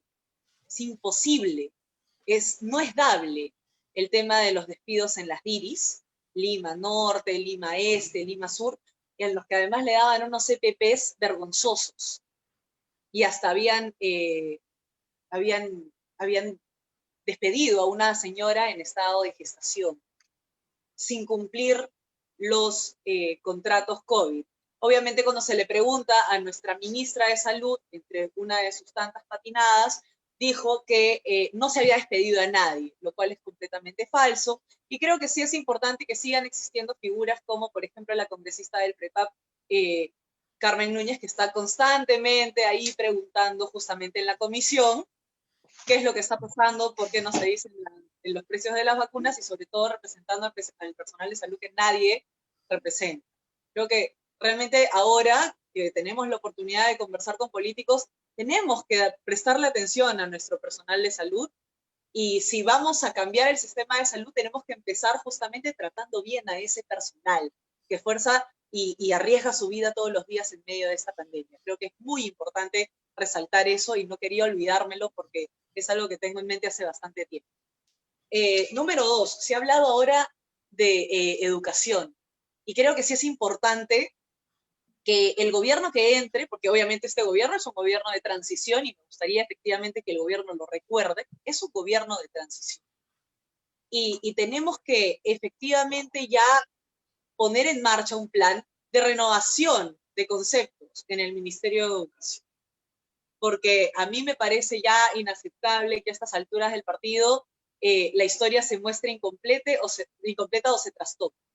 ¿Ya? Tenemos que efectivamente enseñar, tener una mejor objetividad en cuestiones de historia, en cuestiones educativas para los chicos, y no es simplemente decir, bueno, tenemos que tener, porque todo el mundo se está enfocando mucho en esta moda de que la educación tiene que tener enfoque de género. No, no solamente es eso, sino también me parece importante que se enseñe de manera objetiva, y como en mucho tiempo tuvimos, por ejemplo, mi abuela salió con secundaria comercial y salía como una persona perfectamente competente. Entonces creo que ese tipo de mecanismos podrían volver a plantearse para que la gente salga mucho más preparada del colegio y más direccionada al camino que quiere tomar en la vida. Creo que sí es importante que se vuelvan a poner estos temas sobre la mesa. Y también quería hablar de seguridad, porque ese también ha sido mi tema buen tiempo, y creo que es importante que tomemos buenos ejemplos. No se trata simplemente de dar las palabras de, bueno, vamos a fortalecer a la Policía Nacional y vamos con fe. No es solamente esa propuesta. Yo creo que tiene que ser una propuesta mucho más compleja, que lamentablemente, y lo voy a decir muy abiertamente, no he visto en ningún plan de gobierno todavía. Yo creo que la Policía Nacional del Perú necesita una reforma integral, necesita una reforma que realmente la fortalezca, la renueve y la empodere. Necesita que sus efectivos sean profesionalizados, necesita que sus efectivos terminen su tiempo de formación, porque muchas veces se saca rapidito a los policías porque no hay buena convocatoria en los policías. Yo creo también que en el tema de seguridad tenemos que quitar a lo mejor esa etiqueta de que quizá las personas de las Fuerzas Armadas saben mucho más de seguridad que el resto. Eso es falso. Nadie va a saber más de seguridad que la Policía Nacional. Y creo que justamente esta institución, que ha sido tan golpeada desde la unificación de las fuerzas policiales, tiene que volver a tener el nivel de preparación y capacitación que tenía antes de volverse Policía Nacional. Y finalmente voy a cerrar con el tema de que el populismo es todavía un problema muy grande. Concuerdo con Catherine Ampuero en el hecho de que se tiene que conversar de temas políticamente incómodos, como el aborto, la eutanasia, y el matrimonio, le llaman matrimonio igualitario a la propuesta, vamos, matrimonio igualitario, pero yo creo que en verdad existe el principio de priorización. Y en este momento hablar de esos temas es casi tener, es poner temas no tan ahorita relevantes sobre la mesa. Creo que ahorita tenemos que enfrentar como 10 crisis para sacar a una sociedad adelante y después poner este tipo de temas sobre la mesa. Estamos en una pandemia terrible que obviamente va a necesitar que prioricemos el tema de salud y la economía, para que no se destruya la economía familiar. Entonces, de esto, en este momento, el Estado tiene que preocuparse por salvar vidas. No podemos desviar la conversación, obviamente, en discusiones para debatir el poder matarlas legalmente, ¿no? Entonces, creo que sí es importante que tengamos eso en cuenta y proteger a las familias peruanas y a su economía familiar. Entonces, bueno, yo creo que sí, tenemos que en este momento ser muy racionales y tener en cuenta que nuestros políticos, si vamos a votar, tenemos que primero decidir nuestro voto de manera informada. Lo que quiere decir que no nos puede ser suficiente la información que recibimos en los medios. La información que recibimos en diferentes encuestas, en medios, eso es una parte, ese es un pedacito del pastel.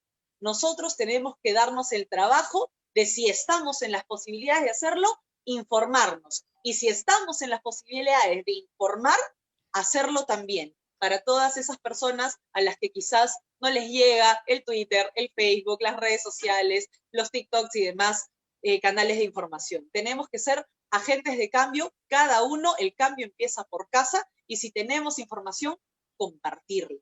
Compartirla sobre todo con las personas que no son tocadas con este boom de la información global. Entonces, creo que sí es importante, porque lamentablemente en este momento la línea editorial de muchos medios está con el Ministerio de Transportes y Comunicaciones, lo que quiere decir pues, que todos tienen más o menos una misma línea de pensamiento. Hay que contrastar información. Hay que contrastar información, hay que informarnos y hay que dejar de creer ciegamente en las figuras, no solo políticas, en las figuras de la información.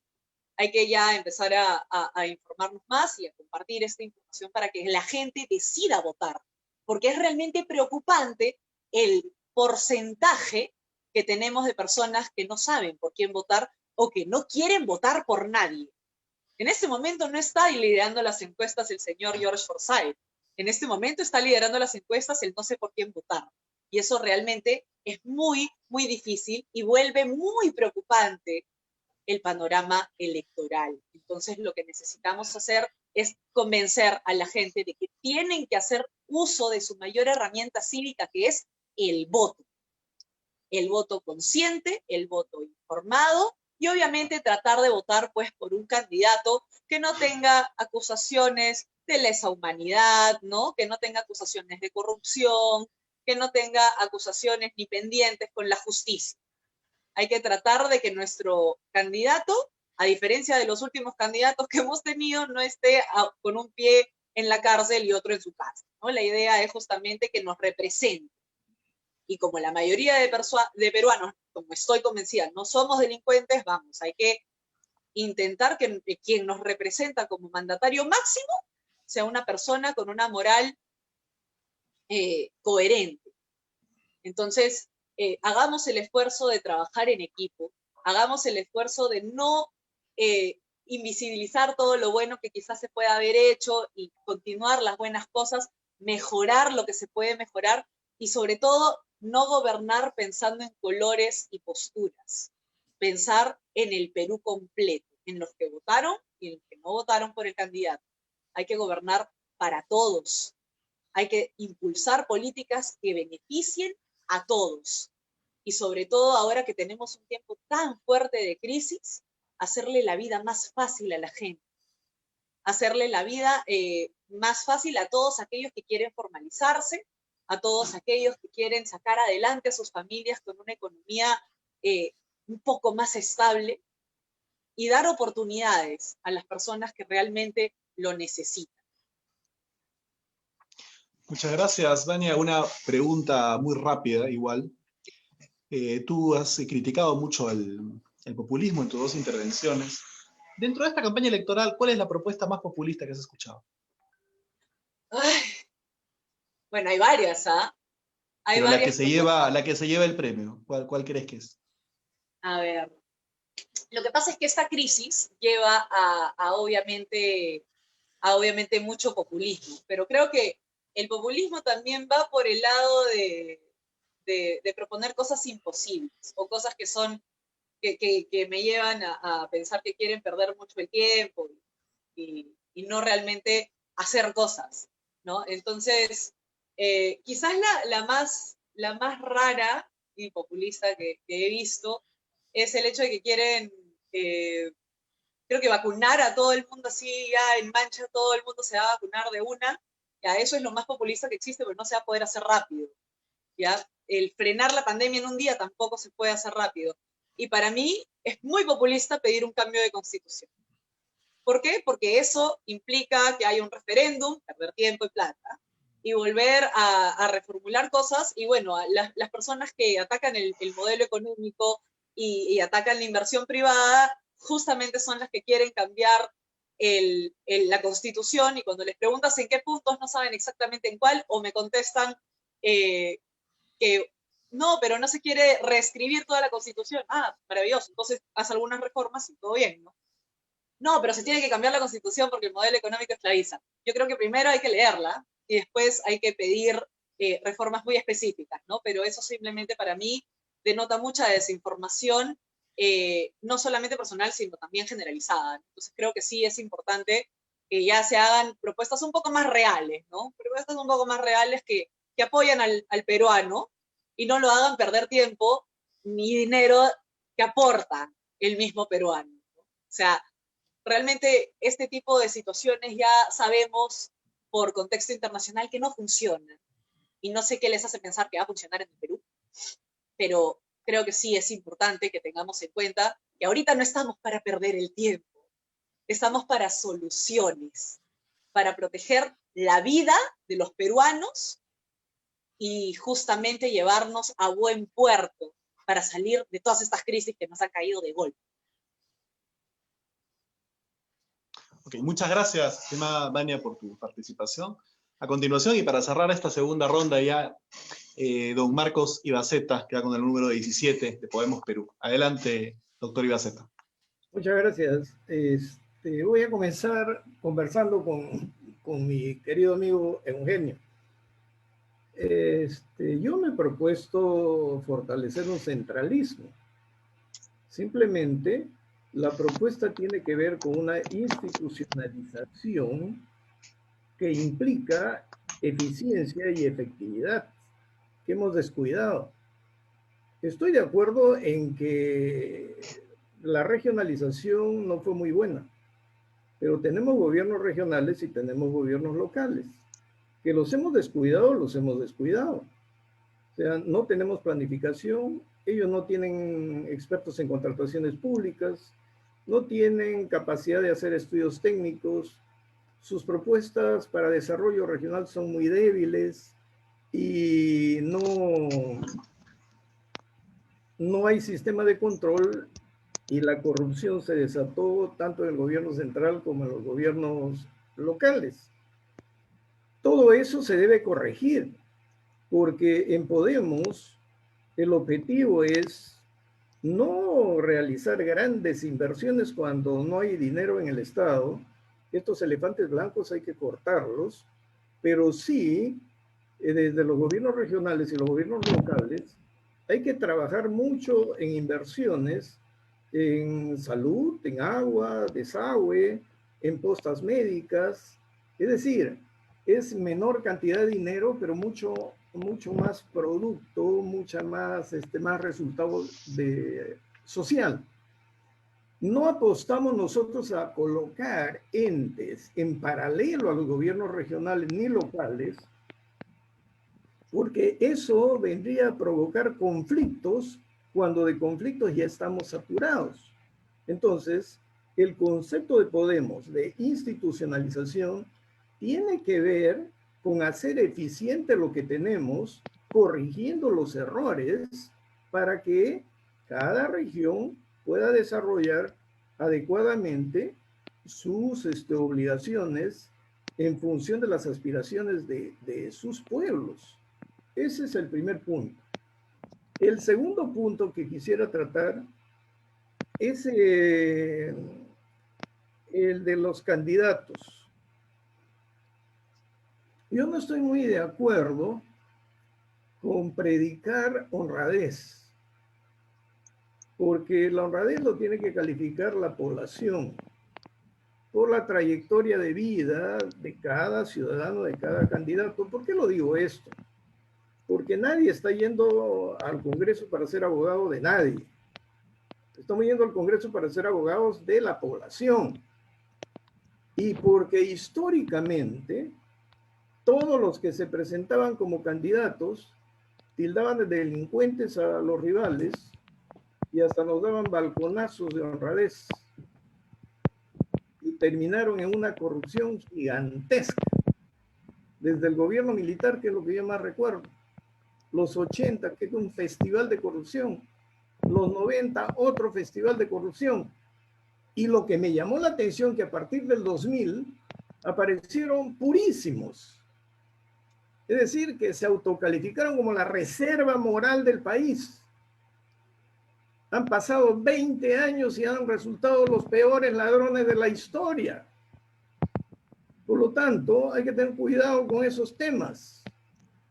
Que la gente nos conozca por nuestra trayectoria y por nuestras obras, y por eso apostamos a un control no solamente de los otros, sino un control sobre nosotros mismos que la población pueda ejercer, generando mecanismos de depuración. ¿Eh? En el Congreso debe haber mecanismos de depuración cuando la población detecta que tiene un individuo que es un impresentable. Y el Comité de Ética también tiene que actuar de otra manera. Ahora, en el tema de seguridad, cuando he planteado que no podemos hablar de grandes reformas económicas, sino que tenemos que salvar primero la vida de la gente, que no sabemos hasta cuándo la quieren encerrar, porque la necesitamos en la calle para que se convierta en demanda, en consumo, para que tengan a quien vender los que producen, los emprendedores, y a los emprendedores darles facilidades, alargarles la devolución de los créditos y poco a poco armonizar el mercado y las grandes empresas que continúen como grandes empresas. En la minería hay un punto que queremos tocar en cuanto al canon y la relación empresa y comunidad, pero no hay tiempo ahora. Eso lo podemos discutir después. Pero para que eso se dé, para que haya armonía, el derecho nos debe garantizar la paz y la seguridad para la coexistencia pacífica a fin de que cada ciudadano logre, cada poblador logre su proyecto de vida. Pero, ¿con qué criterio estamos enfrentando la inseguridad ciudadana? Primero, sin una visión integral de problemas que generan desorden. Nos aíslan en nuestras casas, pero no ordenan el exterior para que nuestra salida sea ordenada. O sea, nos enclaustran y salimos al mismo desorden. No puede ser. Ese es un primer tema. Y ahí no ha habido coordinación, gobierno central, gobierno regional, gobierno local. O sea, el desorden ha sido tal que el enclaustramiento no produjo nada, porque al salir otra vez el desorden y el contagio. El otro punto. No sé de dónde ha venido la mentalidad para defender derechos fundamentales de delincuentes. Oiga, yo no entiendo. ¿Qué derecho fundamental le voy a defender a un delincuente cuando está con un revólver o con una pistola amenazando a alguien, disparando a alguien, y se presenta un policía? Le tiene que dar un mundo de explicaciones y matan al policía. ¿A quién tenemos que defender? Oiga, ¿al delincuente o al policía? Cuando alguien agrede a otra persona, agrede a la autoridad y se fuga, hay que tener contemplaciones con ese que no se somete a la autoridad. No, pues. Ahora, ¿la policía se puede reformar toda a la vez? No, por experiencia les digo. Hay que crear equipos móviles priorizando los estímulos adversos, porque entonces nos alcanza presupuesto y logramos eficacia hasta para capacitarlos. El ejemplo está en el GEIN, ¿no? Y sin querer resaltar lo que nosotros hicimos en 97, 98, 99, en el Poder Judicial, para pacificar el país, generaron la Sala Nacional de Terrorismo y la Sala Nacional de Bandas, donde magistrados se movían por todo el Perú para juzgar delincuentes a quienes se mandaba al penal más recóndito. Y para no agredir a nuestros campesinos, se tuvo que juzgar junto a las comunidades campesinas, respetando sus derechos y ganándose el respeto de esa población del interior del país para con el Estado, porque por primera vez el Estado estaba a su lado. Por lo tanto, esto nos lleva al Poder Judicial y Ministerio Público. El Ministerio Público tiene una fiscalía anticorrupción con un coordinador de alcance nacional. Esa área hay que fortalecerla, pero coordinar con la fiscalía para hacerle ciertas mejoras para que tenga más agilidad, porque ¿de qué me sirve que nosotros critiquemos este tiene proceso, este tiene investigación, cuando no confío en la fiscalía y la investigación de la fiscalía me demora 4 o 5 años y el juzgamiento en el Poder Judicial me demora 3, 4, 5 años? Y mi presunción de inocencia durante 9 años está destruida, y cuando la recupero ya me morí, ya no tengo futuro. Entonces hay que hacer las cosas invirtiendo en equipos móviles flexibles dentro del Poder Judicial y la Fiscalía, y de paso reduciendo la brecha salarial que hay entre magistrados y servidores judiciales, para que las respuestas de control posterior, porque ellos hacen control posterior, no pasen de 3 años y realmente sepamos quiénes son los delincuentes, quiénes no son delincuentes, y si hay que sancionarles, hay que sancionar. Y termino con esto. ¿Las elecciones se deben postergar o no se deben postergar? No, señor. Postergar las elecciones significa quebrar el Estado de Derecho, porque no podemos vivir a alguien sin legitimidad social y sin la firmeza constitucional para tomar decisiones. Los interinos no tienen autoridad plena. Y gracias a todos, un saludo especial. Muchas gracias, estimados amigos y amigas que nos han acompañado como cada domingo pasado a las 5:30 de la tarde. Les agradezco mucho que hayan seguido minuto a minuto este intenso y largo intercambio de ideas, además sumamente interesante. Le agradezco mucho a Catherine Ampuero, que va con el 3 por Alianza para el Progreso, por Lima Metropolitana, a Eugenio de Medina con el número 16 por Avanza País, a Marcos Ibaceta con el 17 de Podemos Perú también por Lima. Creo que de llegar al Parlamento, cualquiera de los tres sería un excelente representante, estoy seguro que haría un gran trabajo A Vania Thaís por habernos acompañado y por sus inteligentes comentarios también. Muchas gracias. Buenas tardes con todos, que sigan pasando un feliz domingo y tengan una buena cuarentena, si es que eso es posible. Un fuerte abrazo, hasta luego. Un abrazo, hasta luego.